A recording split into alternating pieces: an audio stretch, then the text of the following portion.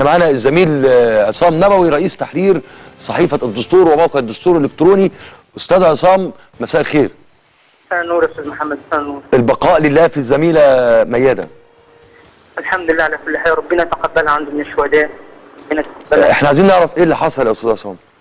كانت بتغطي تظاهرات النهارده في عين شمس وفي اشتباكات بين شباب الإخوان والداخلية، وجات لها طلقة في الدماغ طبعا فوقعت، فزمايلها تلقفوها بين ايديهم وراحوا بيها المفروض من شوية على مسجد الشيخ عبيد في عين شمس.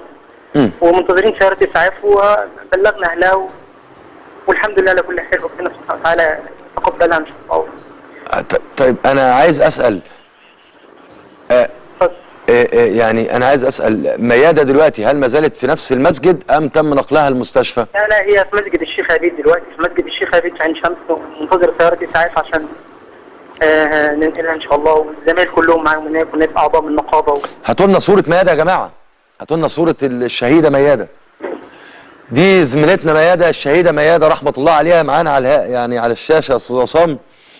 طيب ايه يعني ايه المشكله ان احنا دلوقتي ميادة تتنقل هي وباقي الشهداء اللي تم قتلهم؟ جميله وطموحه ومحرره، من انشط المحررين في الدستور. انا عارف، من انشط المحررين ومن احسن الناس الموجوده، وبنت طموحه جدا ومهذبه جدا، وربنا سبحانه وتعالى يربط على قلوب يعني ذويها برباط الصبر والايمان، وما تكونش اخر يعني الحمد لله على كل حال.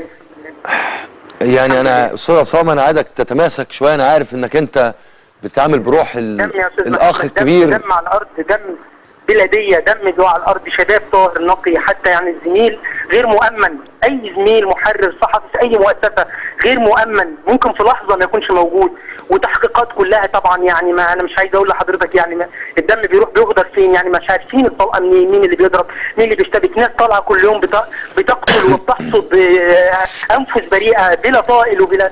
حسبنا الله ونعم الوكيل، حسبنا الله ونعم الوكيل. ميادة مش عضو نقابه مش كده؟ لا مش عضو نقابه، دي سنتين معانا في الدستور، وكان متدربه في موقع الدستور منذ بدايه تدشين موقع الدستور الالكتروني. طيب هل نقابه الصحفيين ابلغت باستشهاد الزميله ميادة؟ على تواصل معايا منذ الحادث يعني، استاذ جمال عبد الرحيم، استاذ كارم. طيب التصرف هيبقى ايه؟ هل تواصلتوا مع وزاره الداخليه لنقل جثمان الشهيده؟ احنا دلوقتي بعتنا لسه، بس في تفاصيل معينه، بس احنا منتظرين دلوقتي ننقل جثمانها ان شاء الله والامور توضح يعني.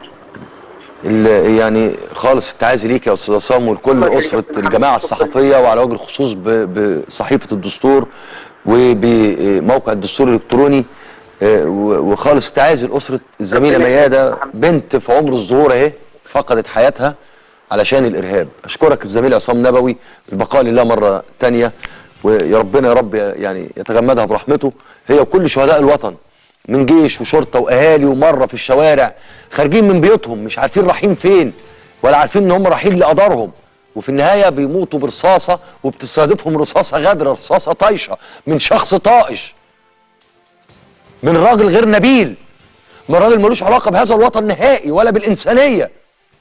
هم دول اللي كانوا عايزين يحكمونا، هم دول يا يحكمونا يا يقتلونا، وعشان ما عرفوش يحكمونا دلوقتي بيقتلونا.